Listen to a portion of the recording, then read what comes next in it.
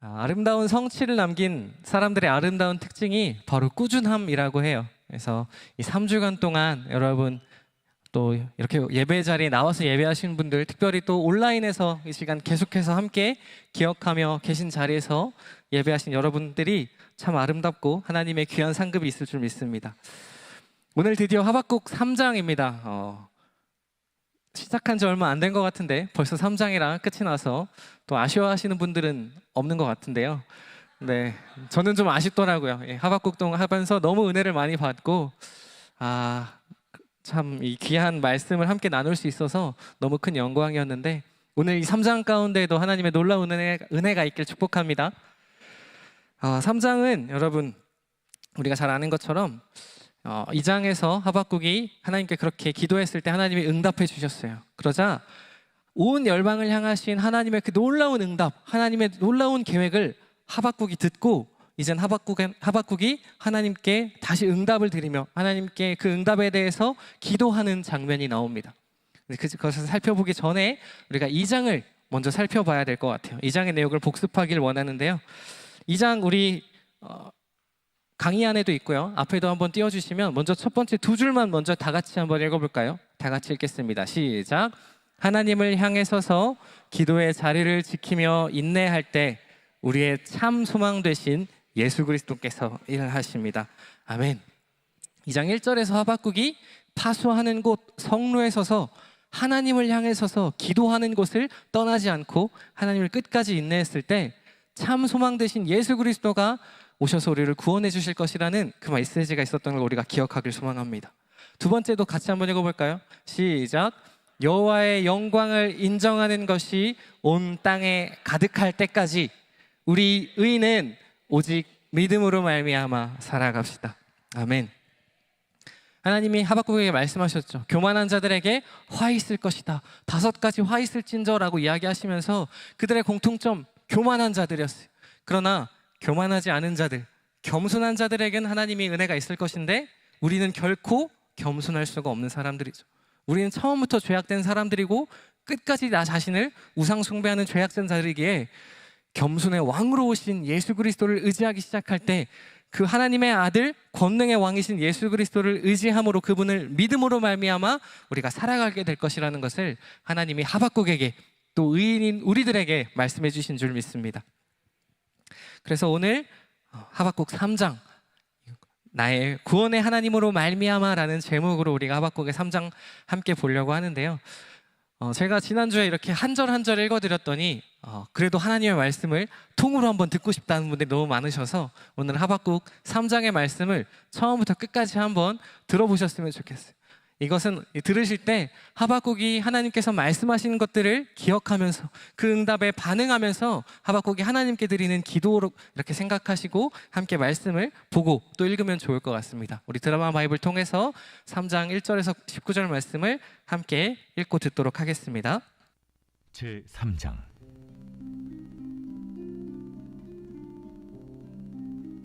시기온 옷에 맞춘 선지자 하박국의 기도라. 여호와여, 내가 주께 대한 소문을 듣고 놀랐나이다. 여호와여, 주는 주의 일을 이 수년 내에 부응하게 하옵소서. 이 수년 내에 나타내시옵소서. 진노 중에라도 긍휼을 잊지 마옵소서.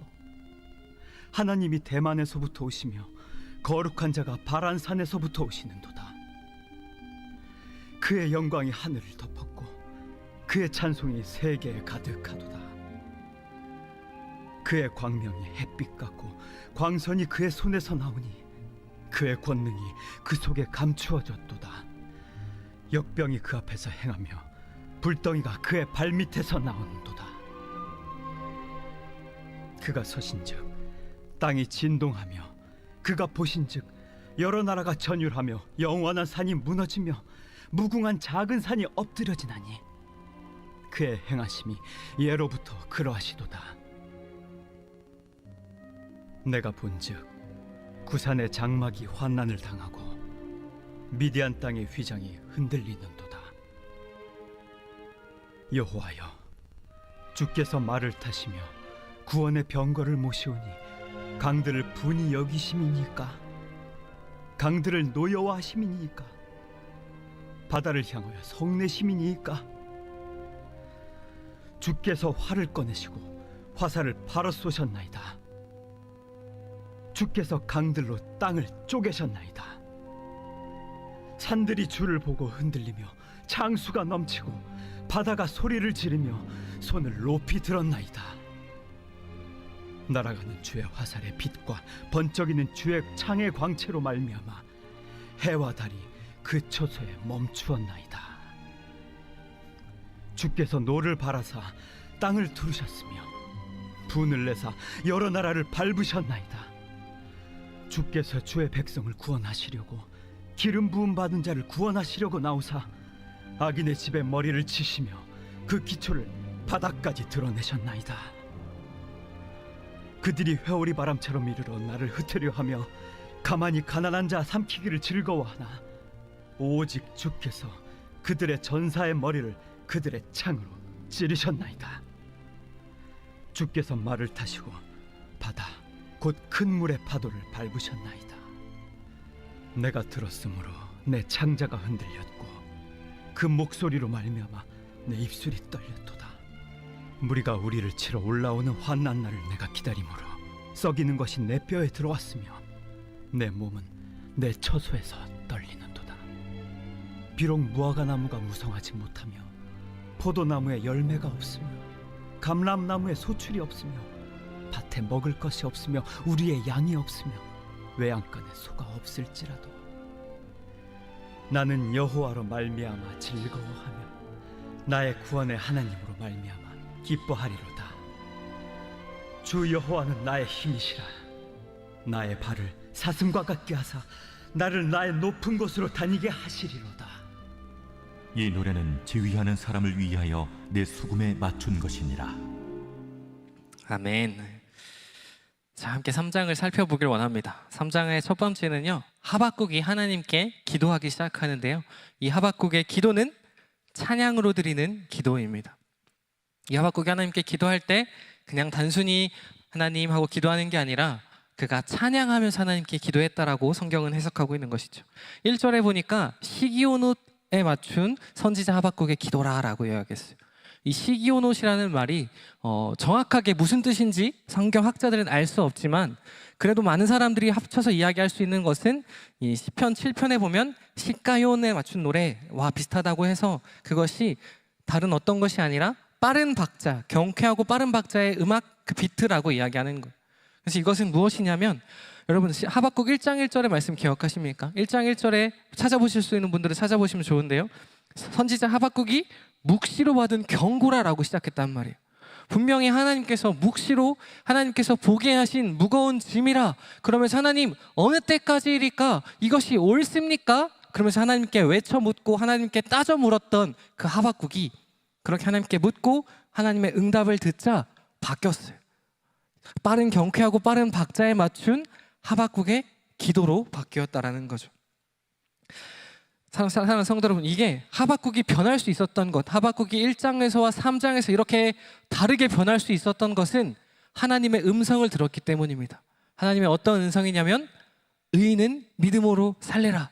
그 말씀을 들었기에 하박국이 그렇구나, 내가 생각하는 것 옳지 않을지라도, 내가 생각하는 정이 행해지지 않을지라도 예수 그리스도를 믿는, 하나님을 믿는 그 믿음으로 살아가야 되는 거구나 깨닫기 시작하니까 하나님을 향해 원망하던 것들이 하나님을 향한 기도로 바뀌었다라는 것입니다.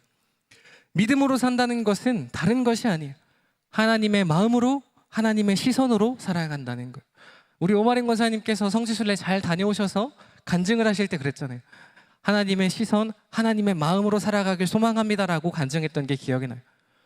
우리는 그렇게 살아가는 거예요. 믿음으로 산다라는 것은 내가 내 눈으로 바라보는 것, 내 눈에 보이는 것들로 평가하고 판단하는 것이 아니라 하나님의 시선으로, 하나님의 시선이 지금 무엇을 향해 있고 어떤 경륜을 이뤄가는지를 바라보는 거고, 하나님의 마음이 어디에 향해 있고 그 하나님의 마음을 우리가 같이 이해하면서 그렇게 살아가는 게 믿음으로 살아가는 것인 줄 믿습니다.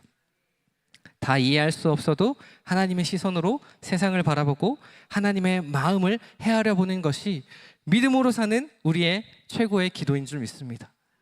그리고 이 최고의 기도는요, 바로 하나님께 드리는 찬양입니다. 우리가 기도할 때 하나님 내가 힘들어요, 나 슬퍼요, 나 속상해요, 자꾸 나한테 초점을 맞춰서 나에 위한 기도하는 게 아니라 하나님의 위대하심을 높이고 하나님의 위대하심을 찬양하고 하나님의 아름다움을 찬양하는 그 찬양이야말로 우리가 드리는 가장 아름다운 기도인 줄 믿습니다.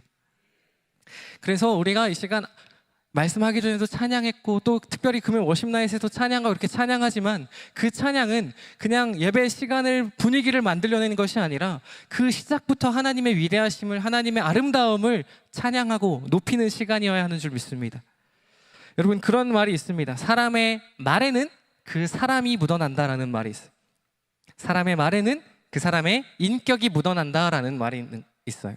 이게 무슨 말이냐면 내 안에 미움, 질투가 가득한 사람은 무슨 말을 하든지 미움의 말, 질투의 말만 해요.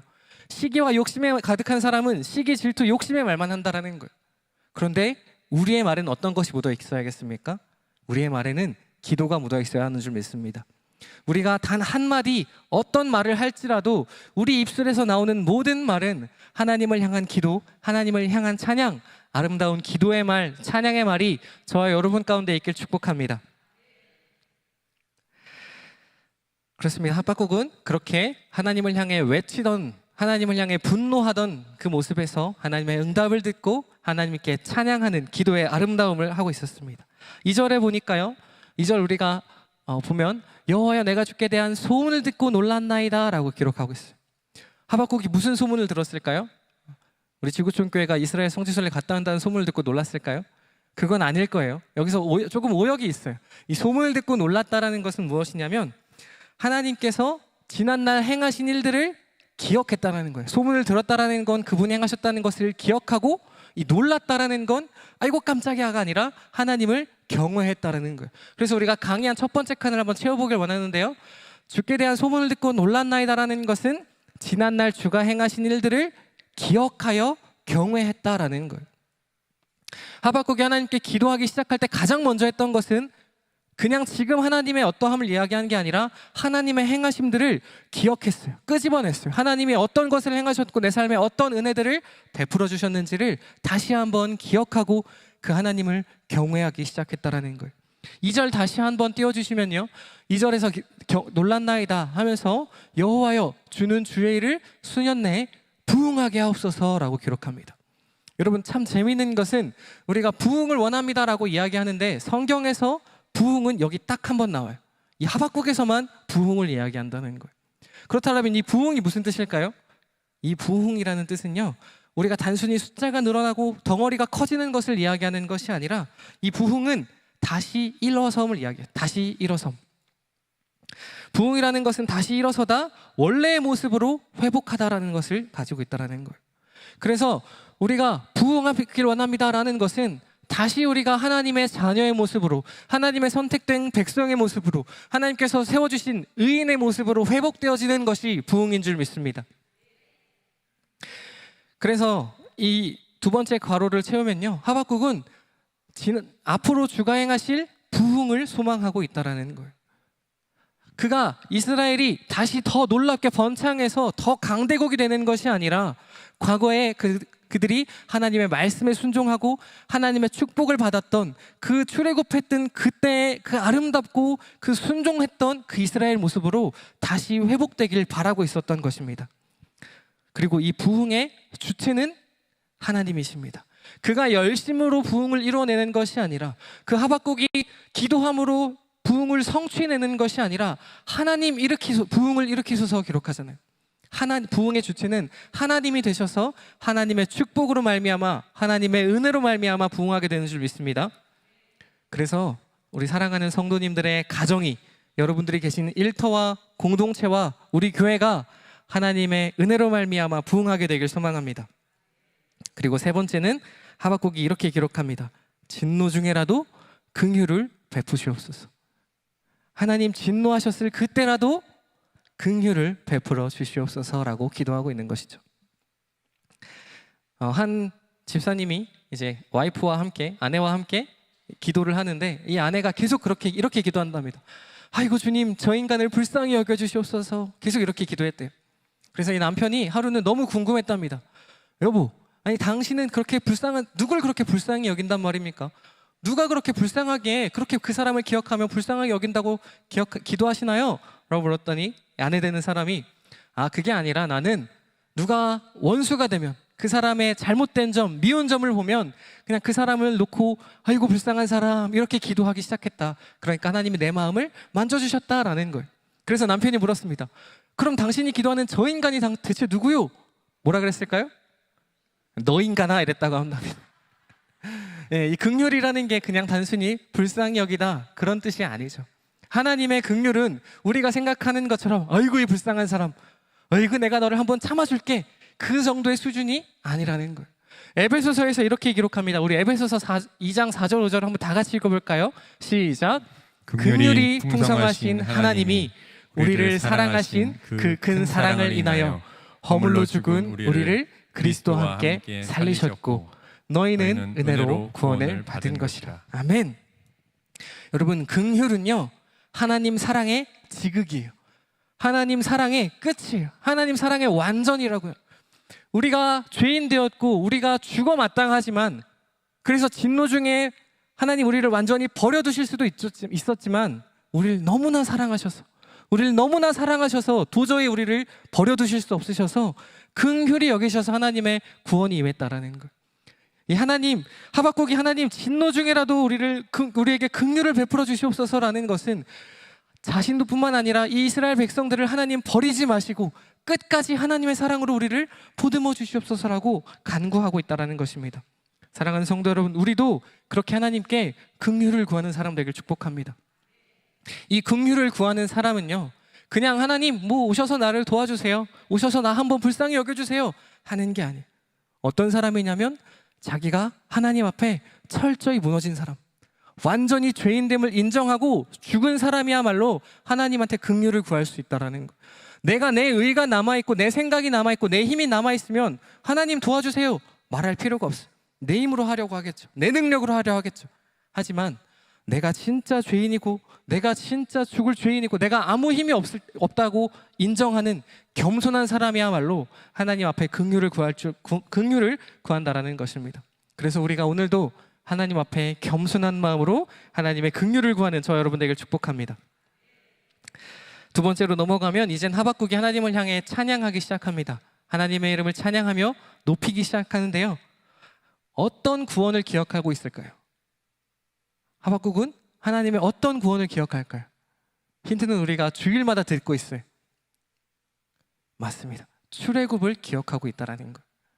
하박국은 하나님께서 행하신 다른 일이 아니라 그 이스라엘 백성 가운데 가장 위대하게 행하신 일, 하나님의 살아계심을 절대적으로 보여줬고 그 이스라엘 백성들의 정체성을 각인시킨 그 출애굽 사건을 기억하며 하나님, 출애굽의 하나님, 오늘 그 출애굽의 하나님이 오늘 우리 삶 가운데도 동일하게 역사하여 주시옵소서, 그렇게 하나님의 행하심을 기억하고 기도하고 있다는 거예요. 누군가 그래요. 아니 그 머나먼 성경의 이야기를 가지고 기도하면 무슨 일이 있습니까? 라고 하지만 사실 하박국도 이미 오랜 시간이 지난 뒤였어요. 이미 책으로만 이해하고 오래전에 출애굽의 사건을 다시금 기억하고 있다는 거예요. 왜냐하면 그때 하나님이 여전히 하박국의 하나님이시고 그 하박국의 하나님이 여전히 우리의 하나님이시기 때문인 줄 믿습니다.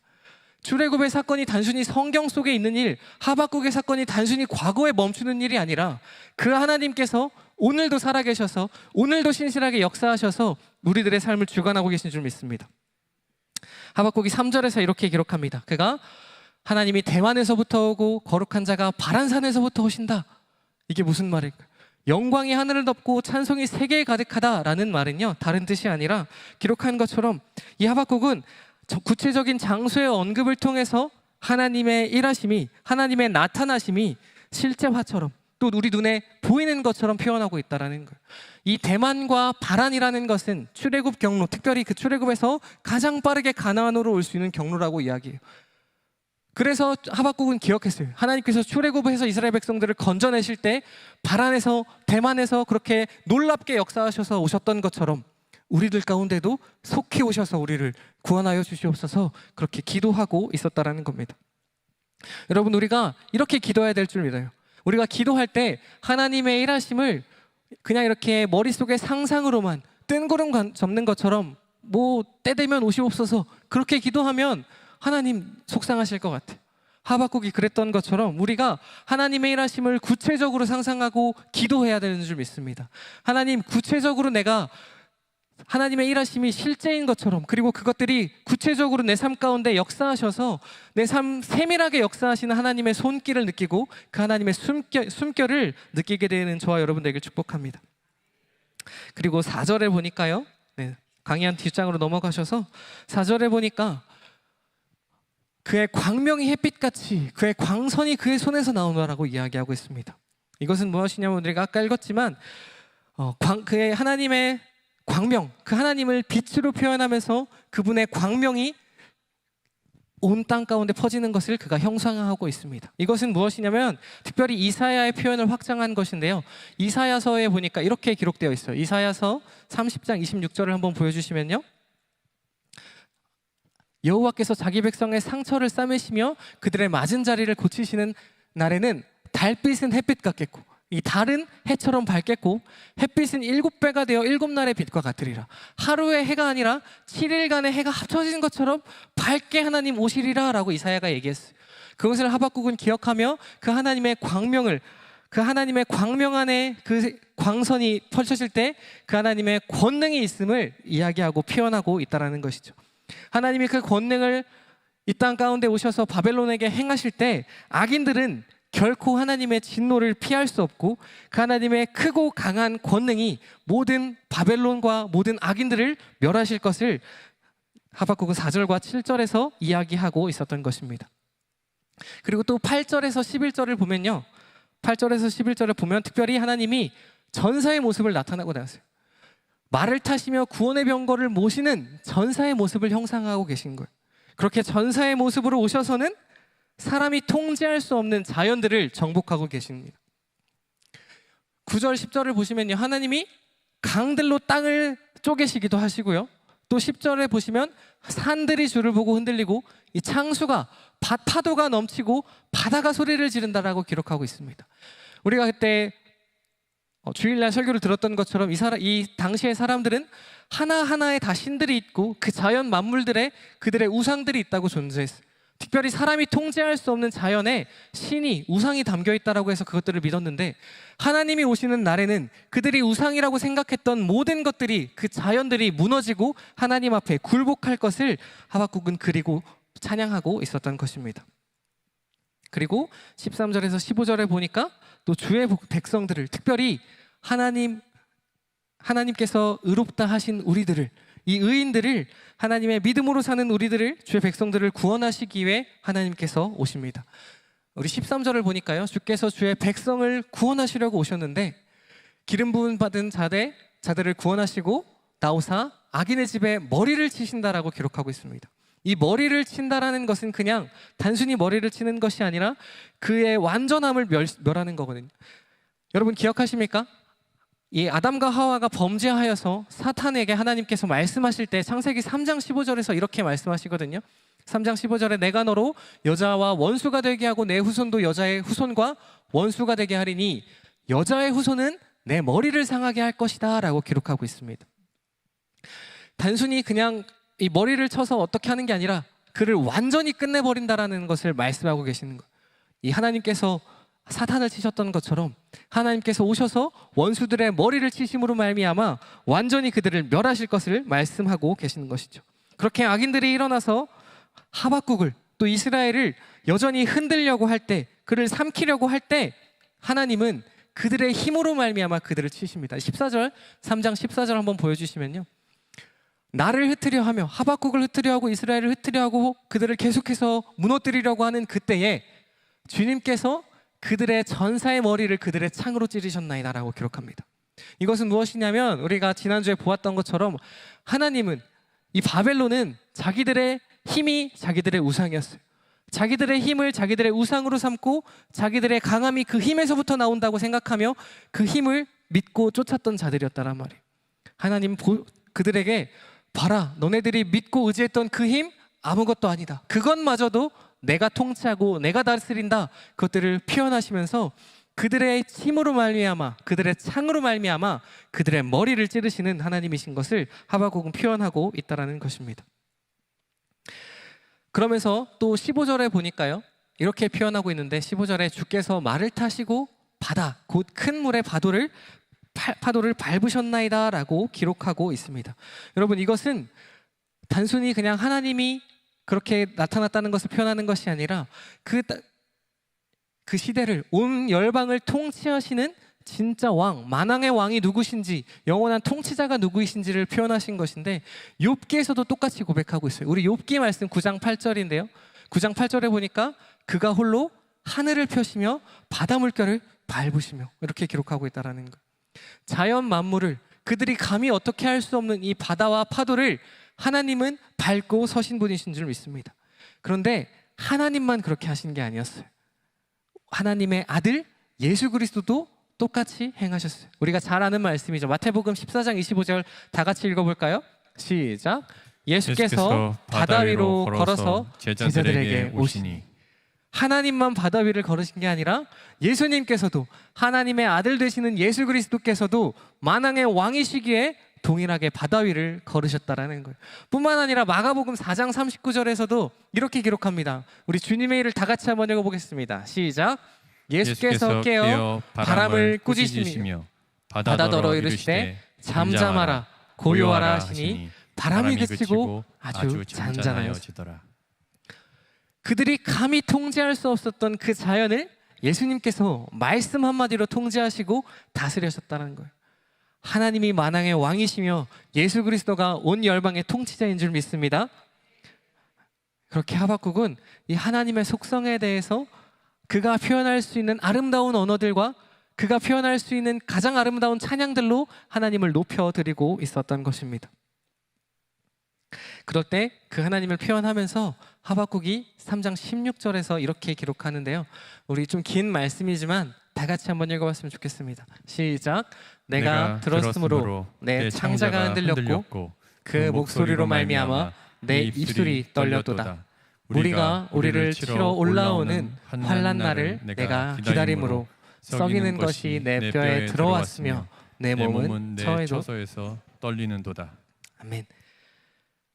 창자라는 것은, 말씀 좀 띄워주시고요, 이 창자가 흔들렸다라는 것은 당시에는 이 내장 안에 감정의 가장 깊숙한 것이 이 내장 안에 있다라고 믿었어요. 그래서 이 창자가 흔들렸다는 것은 나의 가장 깊은 나의 전인격적인 존재가, 나의 전 존재가 하나님의 응답 앞에 흔들렸다라는 것을 표현하고 있는 것이, 하나님께서 말씀하셨을 때 그가 여태까지 믿고 살아왔던 것, 그가 여태까지 의지하고 또 그가 이해 안 되었던 모든 것들이 하나님의 응답으로 말미암아 전 존재가 흔들리고 그 하나님의 말씀에 경탄하고 순복할 수밖에 없었다라는 거예요. 내가 도저히 그 하나님의 음성을, 그 하나님의 일하심을 평가할 수 없고 판단할 수 없고 다 이해할 수 없지만 그 하나님의 일하심이 너무나 놀랍고 위대해서 그가 감탄하며 탄복하며 하나님 말씀에 순종하며 복종하기로 했다는 것이 바로 이 창자가 흔들리는 그 하박국의 고백이라는 거죠. 그럴 때 그가 계속 말씀을 보면요, 그들이 무리가 우리를 치러 올라오는 날에는 여전히 바벨론이 하박국을 치러, 이스라엘을 치러 올라오고 있는 상황이에요. 하박국이 기도했다고 해서 하나님의 응답이 들렸다고 해서 그 상황이 바뀌지 않았어요. 하지만 그런 상황에도 불구하고 그들이 치러 올라와서 어떻게 될지 너무나 잘 알잖아요. 이스라엘이 멸망할 걸 알잖아요. 그 환난 날을 기다리는 그 하박국의 마음이 뼈가 썩는 것, 썩이는 것이 뼈에 들어와서 너무나 고통스럽고 그의 처소에서 온몸이 떨릴 만큼 슬프고 아프지만, 그럼에도 불구하고 하박국은 하나님께 향하여 이 기쁨의 찬양, 아름다운 찬양을 하나님을 향하여 드리고 있었던 것입니다. 여러분, 우리가 기도해도 상황은 바뀌지 않을 수 있어요. 하지만 기도하면, 우리의 기도가 바뀌면 삶이 바뀌는 줄 믿습니다. 왜 그렇습니까? 우리가 기도를 하면서 계속해서 내게 지금 주어진, 내가 처한 이 상황 바꿔달라고 기도해도 이 상황이 바뀌지 않을 수는 있지만, 내가 기도를 하다 보면 하나님께 기도하는 나의 태도가 바뀌고요, 하나님께서 보여주신 그 문제를 향한 시선이 바뀌고, 그러면서 그 문제를 해석하는 나의 마음이 바뀌고 내 태도가 바뀌어요. 그러면 그 문제를 마주한 나의 삶이 바뀌는 거예요. 우리의 기도가 그런 힘이 있는 줄 믿습니다. 우리의 기도가 단순히 내게 처해진 문제, 내가 처한 상황을 바꾸는 기도가 아니라 나의 기도를 통해서 나의 시선, 나의 마음, 나의 태도, 나의 삶이 바뀌게 되는 저와 여러분들의 기도가 되길 소망합니다. 그래서 우리는 문제를 통해 하나님을 바라보는 것이 아니라 하나님을 통해 문제를 바라봐야 돼요. 우리는 다시요, 이 문제를 통해 하나님을 바라보는 것이 아니라 하나님을 통해 문제를 바라볼 수 있어야 돼요. 자, 여기 문제가 왔어요. 이 문제가 우리의 시선 앞에 딱 다가오면 이 문제 앞에 아무것도 보이지가 않아요. 이 문제가 너무 크게 느껴져서 하나님도 교회도 말씀도 아무것도 보이지 않아요. 그런데 이 문제를 하나님을 통해서 문제를 바라보면 너무나 작게 여겨져요. 내 눈앞에 문제를 갖다 대고 하나님을 멀리하고 이 문제 때문에 하나님을 가로막고 안 보이는 것이 아니라 내 문제 뒤로 가서 이 문제 너머에 계신, 문제 위에 계신 이 문제를 해결하시는 하나님을 통해 문제를 바라보기 시작할 때 그 문제는 문제가 아니게 되는 줄 믿습니다. 그 문제를 바라보는 우리들의 새로운 시각이 열려지고 우리들의 새로운 기도가 우리 입술 가운데 터져나오게 될 줄 믿습니다. 그렇게 하박국은 창자가 자기의 전 존재가 흔들리는 그 하나님의 응답을 듣고 여전히 변한 것 없는 상황이지만 하나님께 기도하며 하나님의 아름다움을 노래하고 있었습니다. 세 번째인데 하박국의 고백입니다. 하박국이 이제 마지막 마무리하면서 여호와는 나의 힘이십니다 그러면서 마지막으로 하나님을 향해 고백하고 있죠. 우리 17절의 말씀은 너무 잘 아는 말씀이죠. 우리가 또 시작하기 전에 찬양 불렀던 것처럼 우리 영여하부 유초등부에 매일 부르는 찬양, 무화과 나무 잎이 마르고, 그죠? 그런데 여러분, 이 상황이 어떤 상황인지 아시나요? 그냥 단순히 그가 어떤 좋은 것들을 열거한 것이 아닙니다. 무화과 나무, 포도, 감람나무, 양, 소, 그냥 좋은 것들을 나열하는 게 아니라 이것은 당시 사회에 있어서 삶을 살아가는 데 있어서 가장 기본적이고 필수적인 요소들이었어요. 당장 없으면 안 되는 요소들이었다라는 거예요. 그럼에도 불구하고 내가 이거 없어도라고 고백하고 있는 거예요. 근데 더 나아가서 이것은요, 사실은 하나님께서 신명기에 그들에게 말씀하실 때 신명기 23장에서부터 쭉 나오는데 하나님의 말씀에 순종한 그들에게 주시는 축복의 요소들이었어요. 말씀에 순종한 사람들에게 주시는 축복들이 단절되는 것과 같은 상황을 하박국은 기억했다라는 거예요. 그냥 단순히 내 삶 가운데 무엇 부족하고 내 삶 가운데 뭐가 있고 없고의 문제가 아니라 하나님의 축복으로부터 단절되는 그 상황이 올지라도 나는 여호와로 말미암아 즐거워하겠습니다라고 고백하고 있었다라는 거예요. 하박국이 어떻게 그렇게 고백할 수 있었을까요? 우리 18절의 말씀을 같이 한번 읽어보길 원합니다. 시작. 나는 여호와로 말미암아 즐거워하며 나의 구원의 하나님으로 말미암아 기뻐하리로다. 아멘. 하박국은요, 하나님에 대해서 너무 잘 알고 있었어요. 그래서 그가 1장 후렴에서도 그렇게 얘기하잖아요. 나의 거룩하신 이여 어떻게 악을 보시나이까? 눈이 정결하신 나의 신실하신 하나님이여. 그분이 어떤 분인지, 하나님의 어떤 속성이시고 하나님이 어떻게 역사해 오셨는지 머리로 너무나 잘 알고 있던 사람이었어요. 하나님에 대해서 누구보다 잘 알고 하나님에 대해서 머리로 다 이해했던 하박국이었지만 그는 아는 것을 넘어 하나님을 신뢰하기 시작했다라는 거예요. 우리 괄호 한번 채워볼까요? 그는 지식으로 아는 것을 넘어서 전적으로 하나님을 신뢰하기 시작했습니다. 우리가 부모님에 대해서 안다고 말할 수 있지만 예를 들어 보면 누군가에 대해서 안다고 말할 수 있지만 그 사람을 믿는 건 또 다른 문제인 것 같아요. 예를 들어 봅시다. 우리가 부모님이 나에 대해서 치킨을 사줄 걸, 맛있는 걸 사줄 걸, 내게 항상 저녁을 맛있는 식사를 해주실 것을 머리로 알지만 진짜 내가 부모를 믿지 않으면 우리는 그렇게 부모님한테 완전히 의지할 수 없어요. 우리가 이번 월요일, 화요일 이제 교역자들 회의를 갔어요. 제가 담임 목사님에 대해서 잘 알았어요. 우리 목사님, 우리 교역자들을 그렇게 힘들게 하실 분이 아니다 라는 걸 잘 알았어요. 하지만 11시가 넘어가도 회의가 끝나기 시작하자 제가 목사님을 아는 것에서 믿는 것까지 도달하지 못하는 거예요. 이해가 되시나요? 11시가 넘어도 회의가 계속되자 내가 아는 목사님은 여기서 회의를 끝내고 우리에게 쉼을 주셔야 되는데 실제로 그렇게 되지 않으니까 제 믿음이 흔들리기 시작했어요. 과연 이 회의가 몇 시까지 진행될 것인가?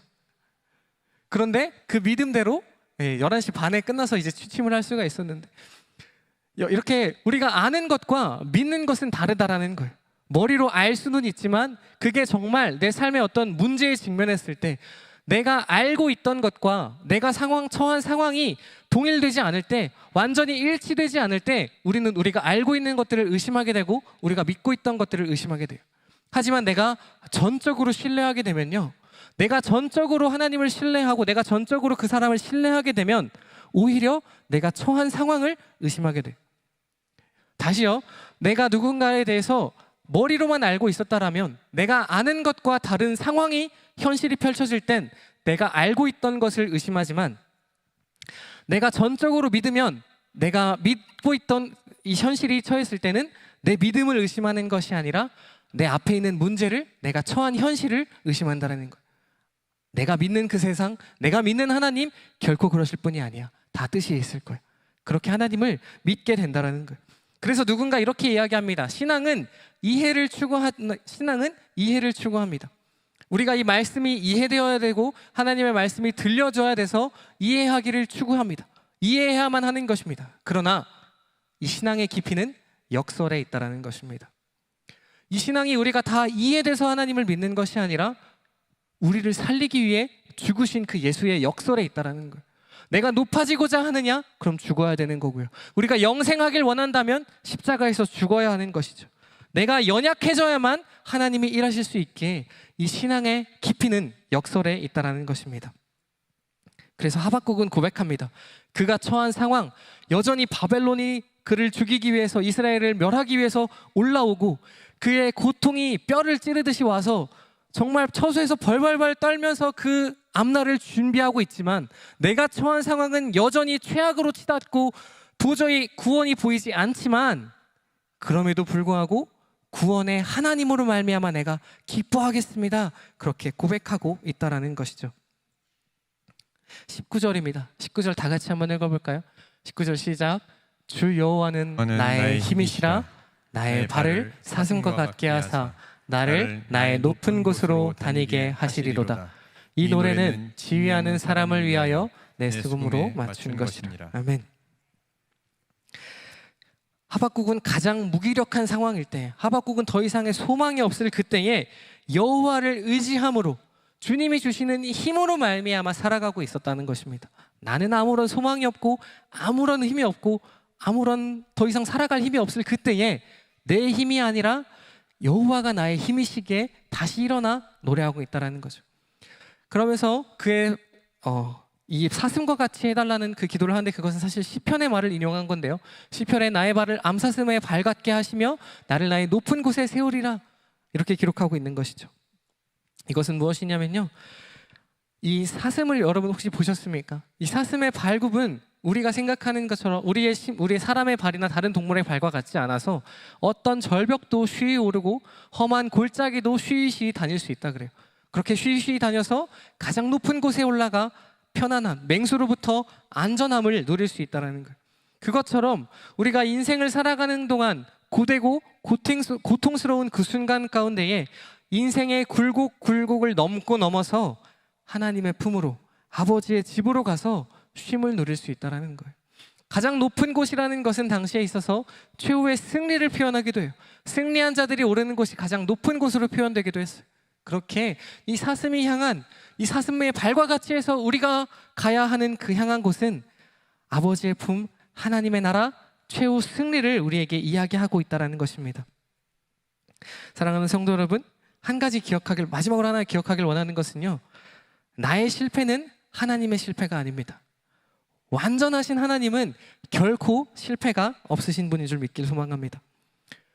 우리가 내가 실패했다고 해서, 내가 무너졌다고 해서, 내가 연약해졌다고 해서 우리 하나님이 실패한 게 아니에요.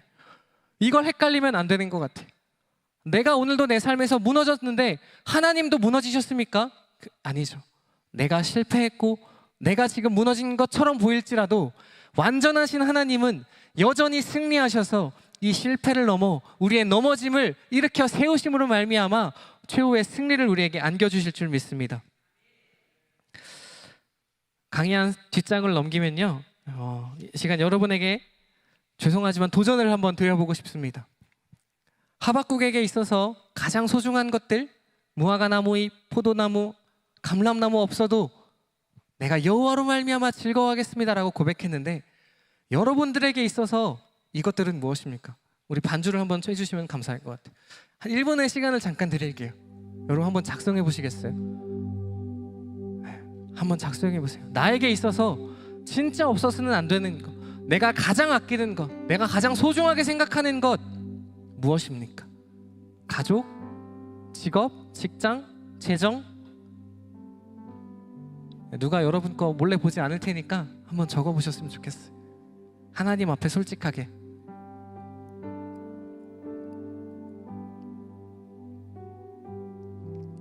이거 없어도, 이거 부족해도, 이것 없을지라도, 그리고 여러분 괄호도 채워볼까요?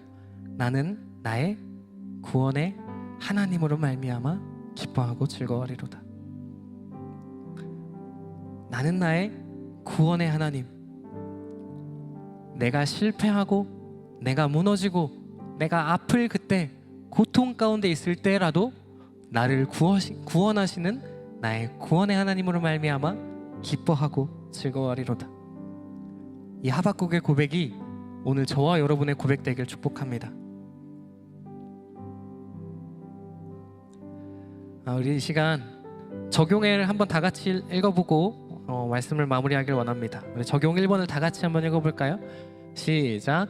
우리의 기도의 끝에 하나님을 높여드리는 아름다운 찬양이 가득하길 소망합니다. 아멘.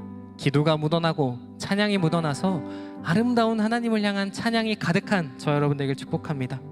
두 번째 읽어볼까요? 시작. 나의 전 존재를 흔들어 세우게 하시는 하나님의 음성을 사모하며 그 앞에 순복하길 기도합니다. 하나님께서 여러분에게 무언가를 말씀해 주실 때 우리의 전 존재가 흔들어 새롭게 되어야 될 줄 믿습니다. 여전히 내 생각, 내 가치관, 내 판단에 얽매여서 내 것을 놓지 않고 끝까지 내 걸 고집하는 것이 아니라 나를 흔들어 새롭게 하시는, 나의 원래의 모습으로 부흥케 하시는 그 하나님 앞에 순복하시길 기도합니다. 우리 세 번째 마지막 다 같이 읽어보겠습니다. 시작. 모질고 고된 세상 속에서 참된 기쁨을 주시는 여호와 하나님으로 인해 승리하시길 축복합니다. 아멘. 우리 이 시간 찬양하길 소망합니다. 너무 죄송합니다만 여러분 혹시 자리에서 일어나 주실 수 있으십니까? 이 마지막 시간만큼은 우리가 함께 기도하길 소망했는데요, 우리가 이 시간 이 하박국의 말씀들을 좀 기억하시면서 하나님, 내가 하나님께 더 나아갑니다 이렇게 고백하며 찬양합시다. 하나님께로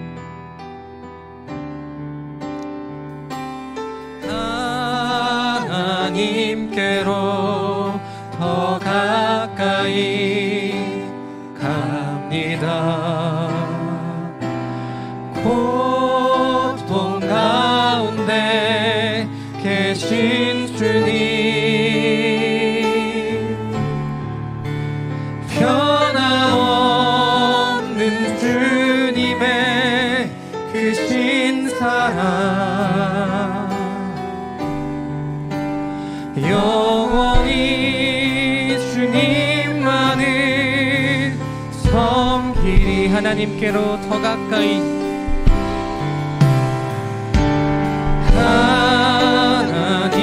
하나님께로 더 가까이 갑니다. 고통 가운데 계신 주님, 변함없는 주님의 그 신사랑 영원히 주님만을 다시 한번 찬양합니다. 하나님께로,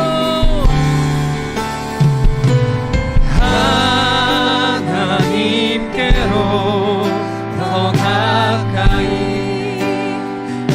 나의 고통 가운데 함께 하신, 나의 고통을 멀리 하신 게 아니라 그 고통 가운데 함께 하신 주님, 변함없는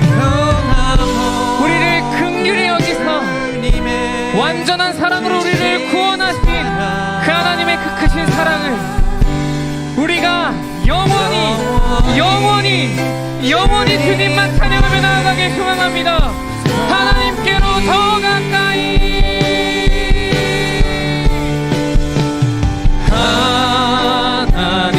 하나님께로 더 가까이 갑니다. 고통 가운데 계신 주님